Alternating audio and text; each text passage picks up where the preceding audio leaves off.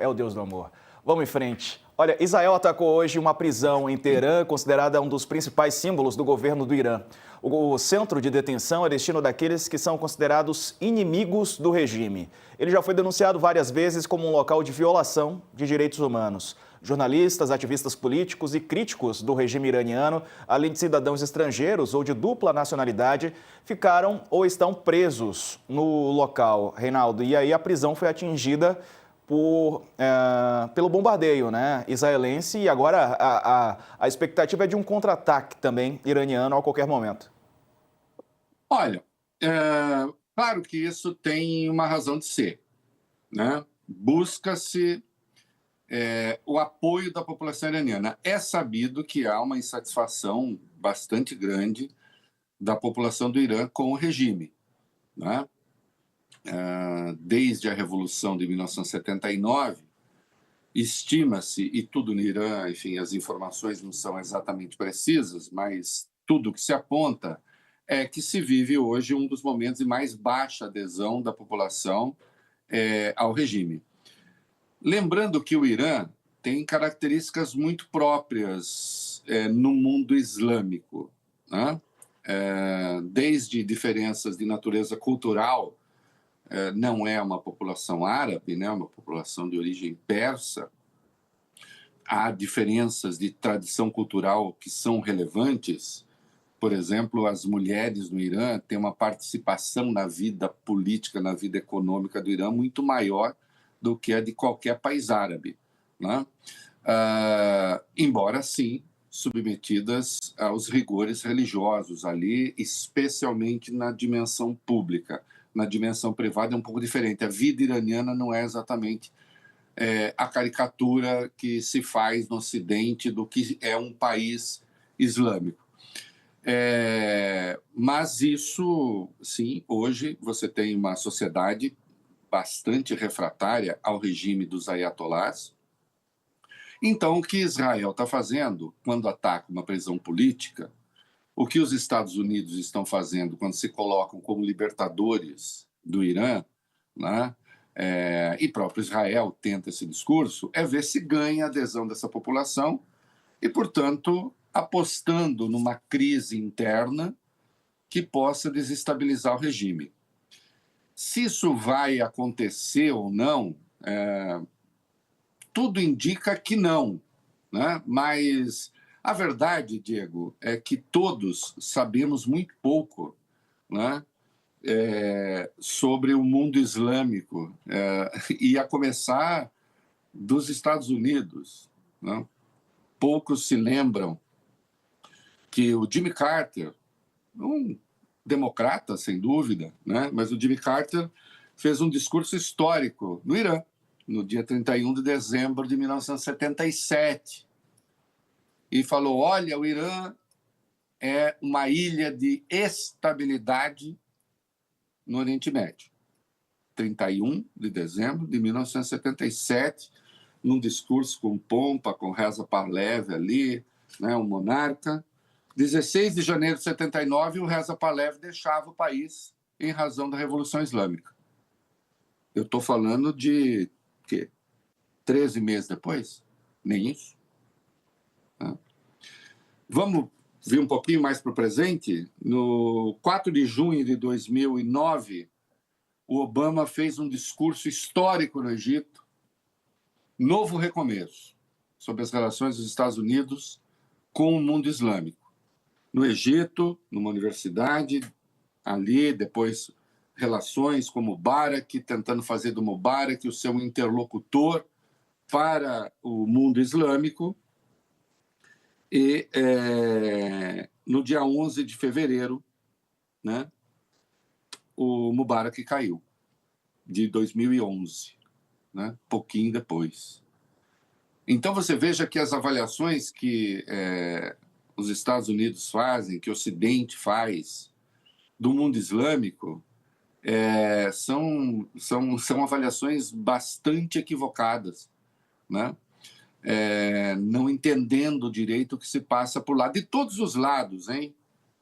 Há um livro muito, muito interessante, acho que é da Editora, eu até deveria ter pegado aqui, esqueci, que é o Foucault e a Revolução Islâmica no Irã.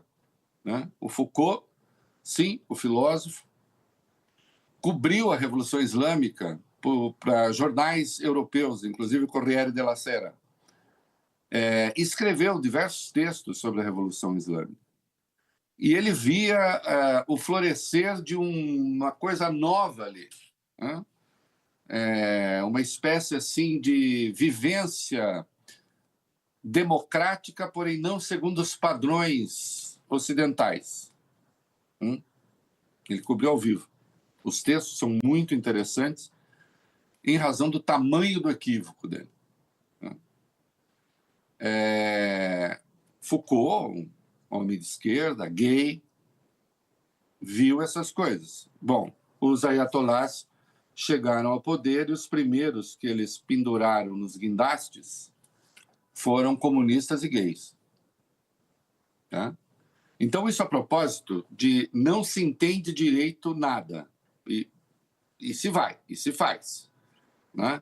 Então, essa ideia que Israel está fazendo, que os próprios Estados Unidos estão divulgando de que eles são os libertadores do Irã, obviamente não vai colar, porque também fica difícil você ver como libertadores aqueles que estão jogando bomba na sua cabeça. Né? Lembrando que Netanyahu fez esse discurso para a população de Gaza também. E o que a gente tem em Gaza hoje é um genocídio, sem nenhum favor. É um genocídio. Né? Sem nenhum favor ao exagero, quero dizer. Né? Porque, afinal de contas, todos os requisitos para uma política genocida estão dados. Desde impedir que a população tenha uma vivência capaz de garantir a sua própria reprodução, né? Até os deslocamentos forçados, etc., e a anunciada disposição de fazer uma limpeza étnica ali. Né? São 2 milhões de desgraçados vivendo hoje no inferno. Né? Só que o Irã é uma população de mais de 90 milhões de pessoas. Como é que isso vai se dar? Né? E é um território pequeno, né, Reinaldo? E é um grande número de pessoas num território pequeno.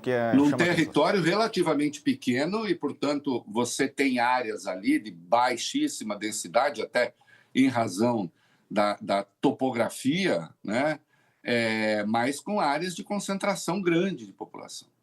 Né? E aí, então, houve um alerta emitido por Israel há pouco, né, para a população ficar longe das instalações militares, que também é um gesto de Israel demonstrando seu apreço pelas guerras humanitárias, né? Isso é uma ironia. Olha, eu aviso que eu vou atacar. Corra.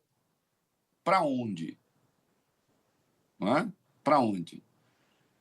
Em Gaza, sempre houve a desculpa de que o Hamas impede as pessoas de fugir dos ataques. Bem, isso foi demonstrado, né, ser falso de várias maneiras, milhares de corpos depois, muito especialmente de crianças, e nós sabemos que isso é falso, nós sabemos que isso não funciona. Por enquanto, sim, os ataques,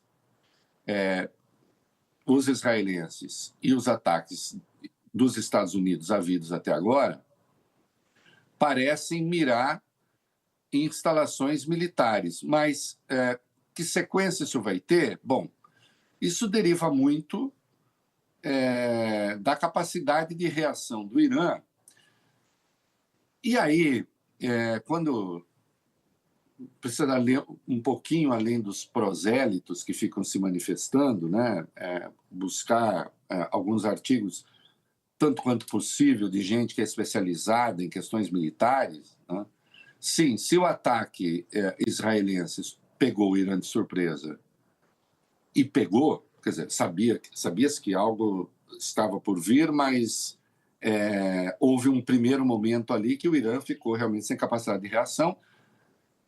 Houve a seleção de alvos, né, matando a cúpula militar no Irã, demonstrando também que a inteligência iraniana está toda infiltrada pela inteligência israelense. né? E aqui eu faço um travessão, né? Que inteligência formidável essa de Israel, que consegue matar a cúpula militar do Irã, e tudo indica que poderia ter matado o próprio Ayatollah Khamenei, né? Que consegue matar um líder palestino em Teherã, como fizeram, que consegue mapear até pé de chinelo brasileiro que estaria planejando suposto atentado com o Hezbollah, nós vimos isso, mas essa mesma inteligência não conseguiu impedir o ataque do Hamas a Israel, o que está sob investigação, né, sobre o governo criminoso de Benjamin Netanyahu, criminoso dentro de Israel e também nos territórios palestinos, né? Há algo de muito estranho, obviamente, aí é preciso realmente ignorar qualquer dado da realidade a respeito para não perceber que algo de muito estranho aconteceu ali, quando menos de uma incompetência gritante e muito localizada, né? Então, você tem um governo criminoso, que é o governo de Israel, né, que hoje decide que pode mudar a realidade do Irã, né, porque, afinal de contas, eles nos atacam, né? Ou melhor, eles representam um risco existencial para nós.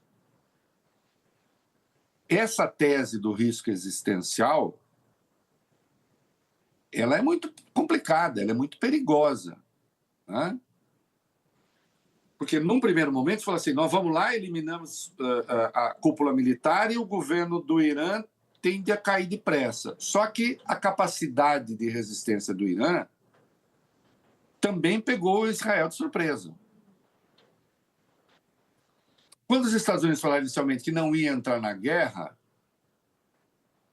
né, que iam acompanhar, muita gente, o Trump mentiu para despistar e tal. Não, sempre se soube que eles poderiam entrar a qualquer momento, e essa garantia Israel tem. Isso também, claro, que facilita ataques irresponsáveis, né? Porque, afinal de contas, se preciso, temos a garantia. A capacidade de ataque de Israel é formidável. É incomparável com aquilo que o Irã pode fazer. Eles não têm, não existe um equilíbrio de forças ali, de tecnologia, de armamento, de nada. A começar da questão nuclear, que a gente toca daqui a pouco, né? Mas se imaginou que o regime demorasse mais para reagir. O Irã está reagindo, e aí, então, os Estados Unidos falaram, então nós vamos lá agora e colocamos um ponto final no programa nuclear iraniano, né? Se colocou ou não, é controverso, né? Até agora não se sabe. Destaco duas coisas aí, relevantíssimas. A primeira é que não se tem noção, e não se tem, das consequências desse ataque. Se é verdade que existe urânio enriquecido ali a quase 90% que permite a bomba, né? Mas, de qualquer modo, se dá como certo que tem urânio enriquecido no alto grau ali, faz-se um ataque e, que se saiba, né, não se tem exatamente uma avaliação de risco das consequências. Aí eu não estou falando das consequências só para o Irã, não. Estou falando da consequência para o resto do mundo. Tem? Onde está esse risco? Essa avaliação de risco? Quem fez? Não é? Mesmo a agência de controle, a agência internacional de controle, não tem essa avaliação. Não detectamos nenhum vazamento. Isso quer dizer que não foi atingido, que foi atingido? Ninguém tem. Então, você veja que a primeira questão aí é que existem regras sobre preservação de instalações nucleares, que, evidentemente, não foram respeitadas, né? O grande temor que se tem na Ucrânia, qual que é? É a usina. E se ela é atacada? E se acontece? Bom, o programa nuclear iraniano está lá, encravado na pedra. Tanto pior do ponto de vista dos riscos. Quem está fazendo é o Pete Hegseth, o secretário de Defesa dos Estados Unidos, o ex-comentarista da Fox News, que se orgulhava de não lavar as mãos havia 10 anos, segundo ele, porque não acredita em germes, né? Gente que não acredita em germe pode não acreditar também, sei lá, na força invisível da radiação, não é? Porque ele diz que só acredita no que vê. Né? Quem fez essa avaliação? Essa avaliação não existe. Entra-se na lógica perigosa do ataque preventivo. A lógica perigosa do ataque preventivo nos manda para o buraco como humanidade. Porque isso é rasgar a carta da ONU. Eu vou te atacar porque você pode me atacar. Então eu te ataco primeiro.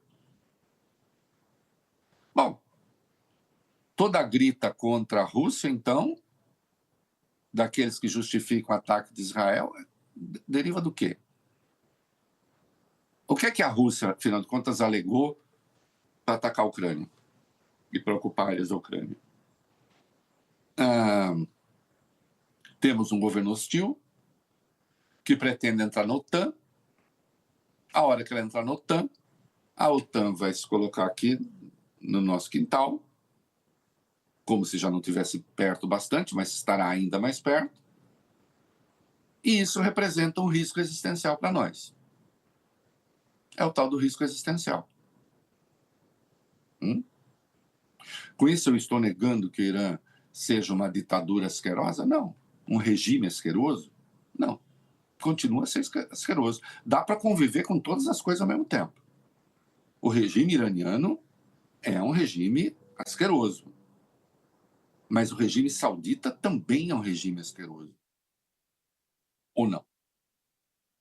Ou derreter pessoas em ácido numa embaixada, um adversário, como fez com o Khashoggi, o jornalista, o Bin Salman fez, é regime bacana. Aquele que dá relógio de presente para o Bolsonaro e colar. Né? Só para lembrar. Né? Sobre regimes asquerosos e simpatia por asquerosos. Não, simpatia nenhuma pelo Irã. Eu mesmo citei aqui os erros que o Foucault cometeu nos seus artigos sobre a Revolução Islâmica, nenhuma simpatia. Agora, o ataque preventivo, né? O ataque preventivo tira qualquer limite dos países. O ataque preventivo rasga a carta da ONU. Ou não rasga?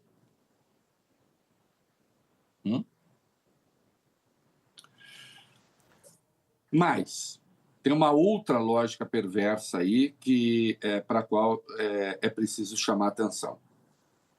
Tá? O Irã não pode enriquecer urânio, porque senão ele vai fazer a bomba e vai nos atacar.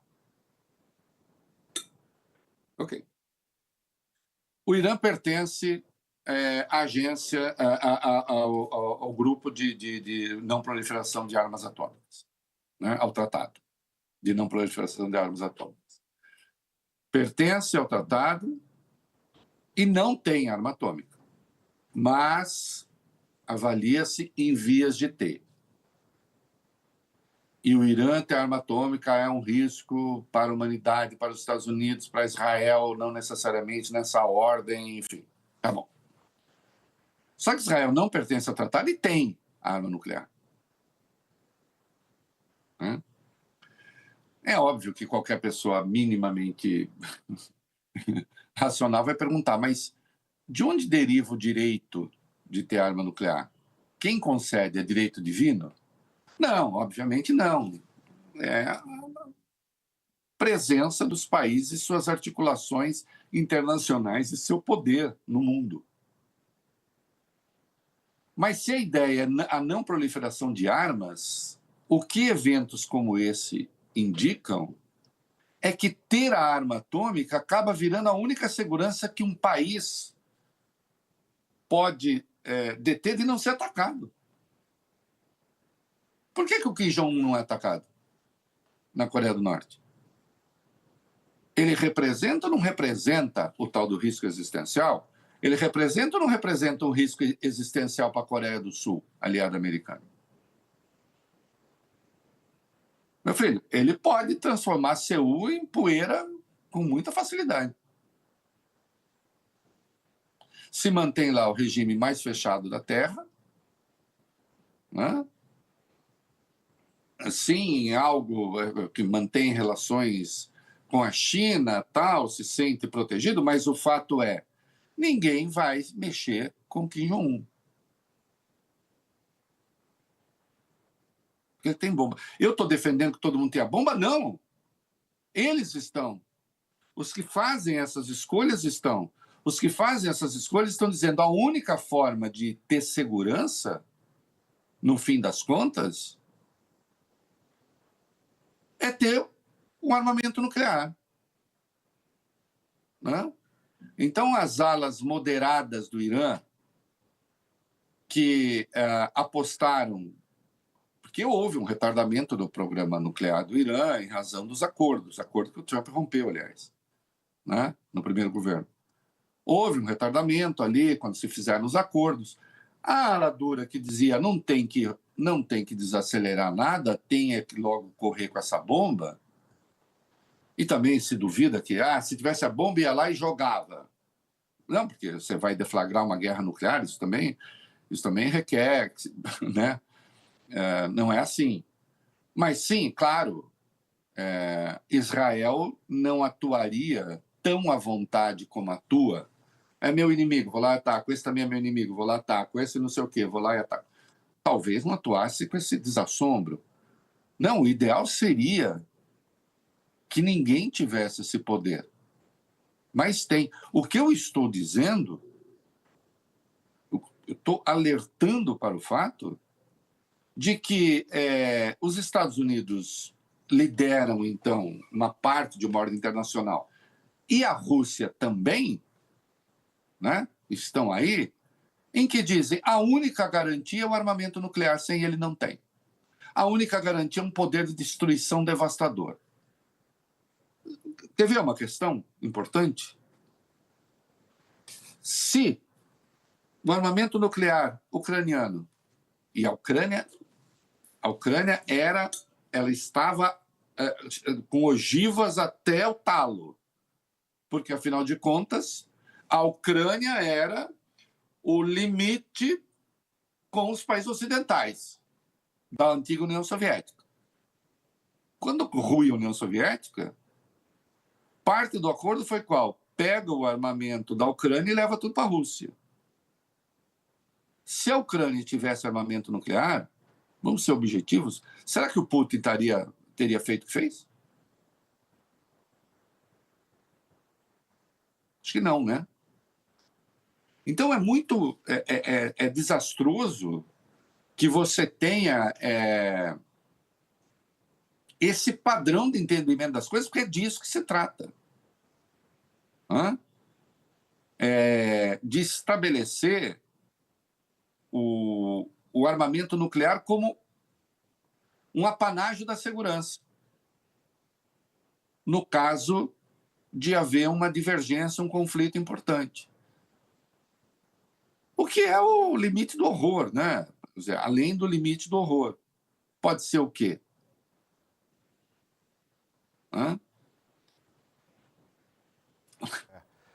Reinaldo. Diga. Não, ia falar do Trump, porque ele usou a rede social dele para falar fez um trocadilho, né? Usou o MAGA para se referir ao Make Iran Great Again, né? Referência ao MAGA dele, como é conhecido o movimento ultraconservador Make America Great Again. E os Estados Unidos atacaram as instalações e vale lembrar que o eleitorado, né, do Trump, boa parte dele, é contra a intervenção, né, dos Estados Unidos em guerras que não lhes pertencem. De qualquer maneira, ele atacou. Não sei se ele fez um cálculo político interno também, além desse cálculo que você mencionou há pouco. Eu não sei. Olha, o cálculo político interno aí do Trump está para ser explicado, porque, veja só, a campanha dele se sustentou, né? Um dos pilares da campanha dele é: eu vou botar fim à guerra da Ucrânia com a Rússia e vou botar fim à guerra de Gaza. Ainda que é o modo dele, transformando Gaza num resort, sei lá o quê. Né? Mas ele falou que ia botar fim. E ele fez um ataque ilegal segundo as leis americanas. Ele não pediu, até os republicanos estão reclamando. Né? Não acredito num levante republicano, obviamente, mas ele atacou um país, uma declaração unilateral. Eu não declarei guerra. Bom, é o que ele fez? Usar as bombas mais poderosas que a humanidade inventou no Irã significa o quê? Não é declaração de guerra. Não quero guerra. Né? Não é isso. Mas atacou sem autorização do Congresso. Né? E aí, no domingo, ontem de manhã, né, o Hegseth, aquele que não lava a mão, o Marco Rubio, secretário de Estado, e o D.J. Vance, o vice, disseram: não, nós não queremos mudar o regime no Irã. Nosso objetivo não é esse.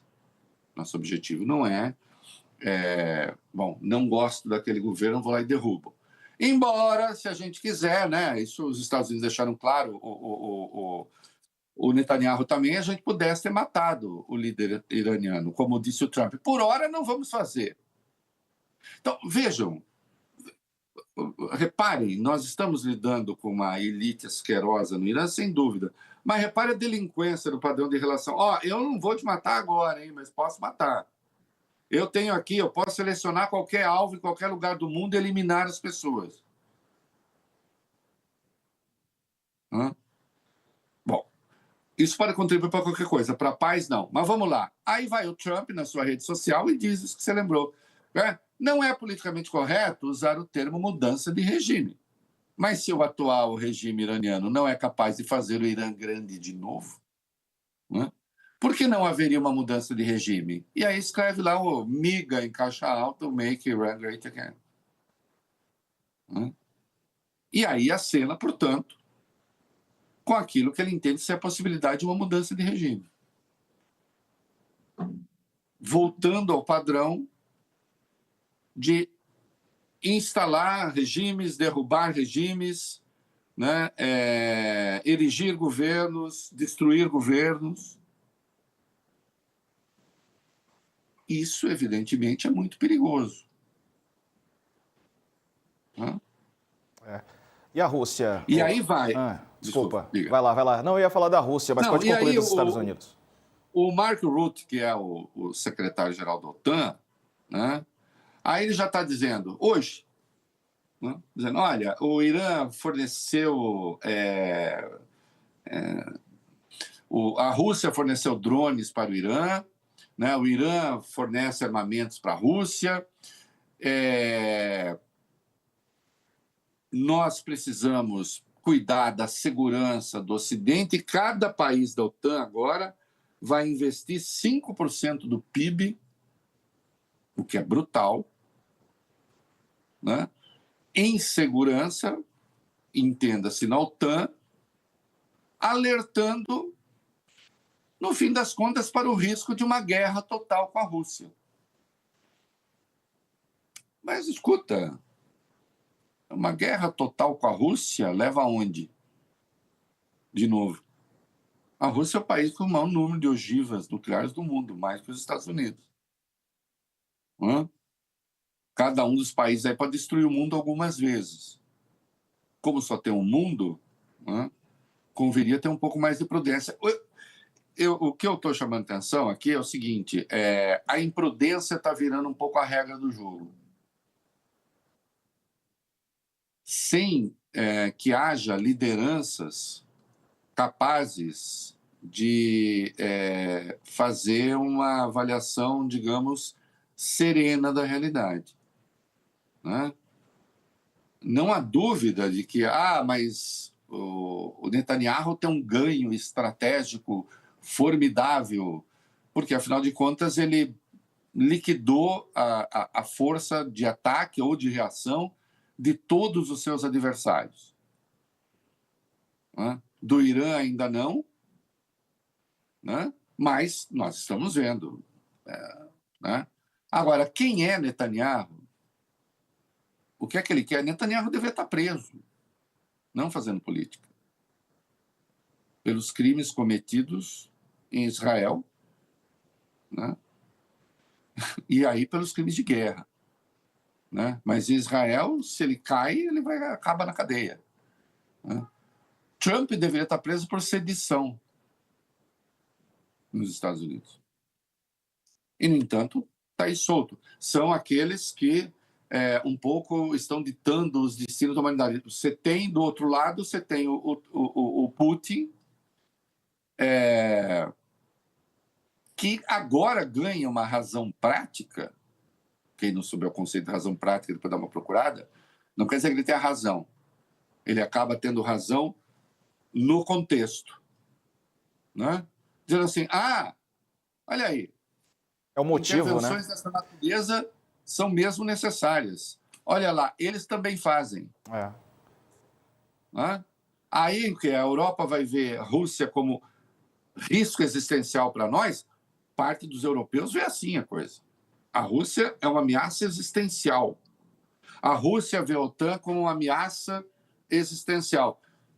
Onde estão os líderes que poderiam falar alguma coisa de responsável, vamos conversar, vamos bater? Não tem. Hoje não tem. Líderes europeus absurdamente fracos, né? Sem voz de comando, enfrentando realidades políticas adversas, internas, com ascensão de movimentos de extrema-direita. Né? Então, nós estamos um pouco, assim, vivemos dias muito perigosos. Né? E aí, vamos lá. Digamos que o Irã caísse amanhã, o regime iraniano caísse amanhã. Seria muito bom, eu acho, até para o povo iraniano. Claro, sempre vai depender de quem acende. Né? O Irã tinha uma elite intelectual sofisticada e tal, né, que também era brutalmente reprimida pelo Reza Pahlavi, que era um tirano sanguinário, né, que antecedeu o regime dos ayatolás. Mas, de qualquer modo, tem. Agora, essa elite, depois de quase 50 anos de revolução, ela existe? Tem quem possa fazer a transição? Há algum modo do Irã cair por um movimento interno, um golpe militar? A cúpula militar foi aniquilada. Sobrou ali uma cúpula, sobraram militares que pudessem resistir aos ayatolás. Tem a guarda revolucionária, que é uma outra história, né?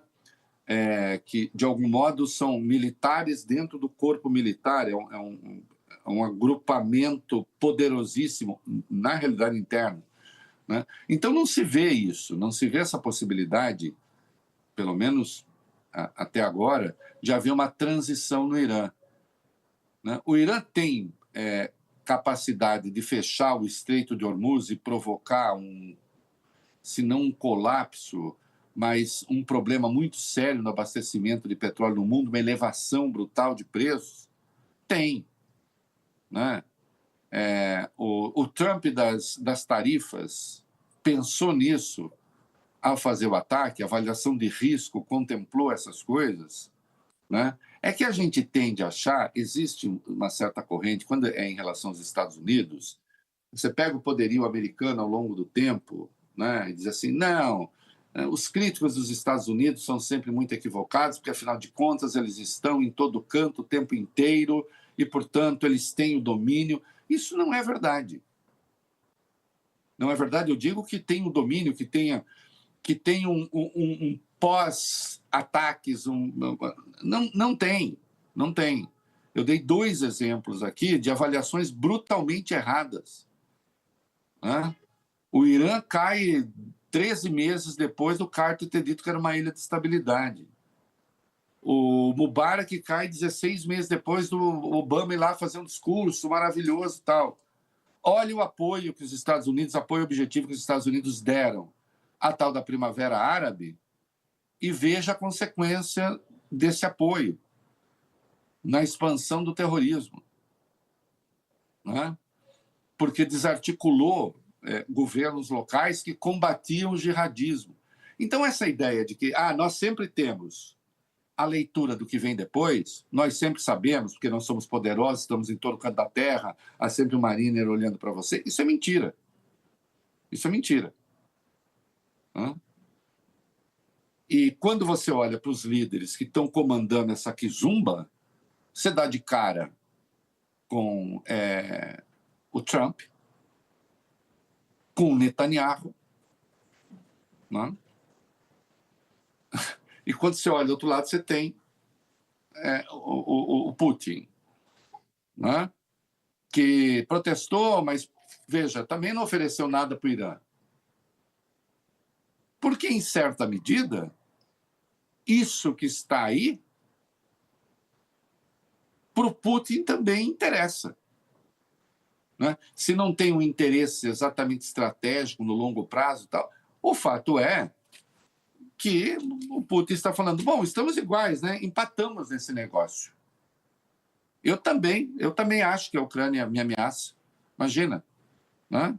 Se você acha que ameaça, vá lá e tome aquilo que você julga lhe pertencer, né?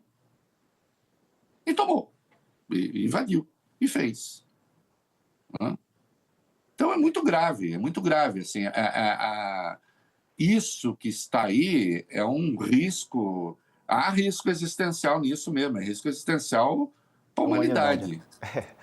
Esse é o ponto. Ô, Reinaldo, falando em Rússia, o Putin disse hoje, né, a Rússia, o Kremlin, que está pronta para ajudar o Irã no conflito com Israel. O presidente Vladimir Putin disse para o ministro das Relações Exteriores do Irã que não há justificativa para o bombardeio dos Estados Unidos. Aí vou abrir aspas para uma frase do Putin. Essa é uma agressão absolutamente não provocada contra o Irã. De nossa parte, estamos fazendo esforços para ajudar o povo iraniano. Fecha aspas. Ele não fez nenhuma sinalização de apoio militar ao Irã com envio de equipamentos, né? Mas, enfim, frustrou o Irã nesse sentido. Disse que pode apoiar, mas não militarmente. Pelo menos não deixou isso claro, né, Reinaldo?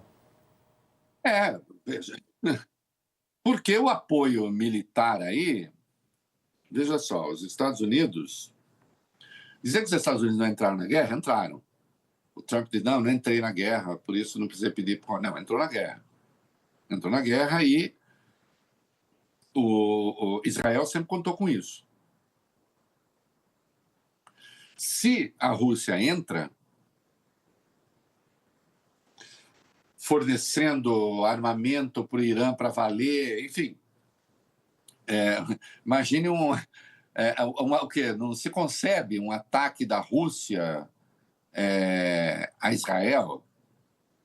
Seria guerra mundial. Absolutamente seria guerra mundial. Então, a Rússia tem uma reação contida, porque essas situações, olha só, tem um texto muito interessante que eu li ontem. Essas situações em que você não tem gradação, em que fazer alguma coisa significa chegar ao limite, quer dizer, você não tem estágios. Quais seriam os estágios da ação, da interferência da Rússia na guerra, que não seja diplomática? Na guerra, propriamente, não há. Relações militares entre Irã e Rússia, essas já existem, né? Qualquer interferência da Rússia aí significa uma oposição direta com os Estados Unidos, né? Que existe também no caso da Ucrânia, mas no caso da Ucrânia você tem ali, é terrível tudo, mas você tem estágios. A Rússia fica com a Crimeia, fica com um pedaço, olha aqui, podemos... Mesmo assim, a OTAN está dizendo, não, inaceitável. A entrada da Rússia aí, claro, primeiro ela vai dizer que é inaceitável o ataque, sem dúvida, não tem como dizer coisa diferente. Mas o Putin também sabe muito bem que quando ele fala isso, né? Ele está falando o quê? De fato, é inaceitável que a gente ataque outro país? Quem está falando isso? Putin?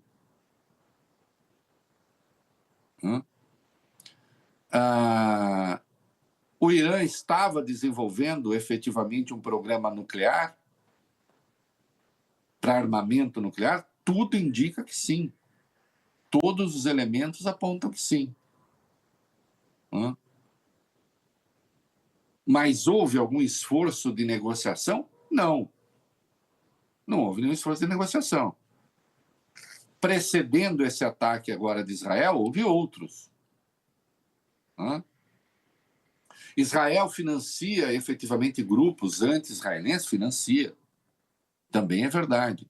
O que eu estou dizendo aí, há uma incapacidade absoluta de haver conversa, de haver negociação. E aí se passa a falar a linguagem militar. Só que a linguagem militar agora, ela acena com um universo, com um horizonte distópico.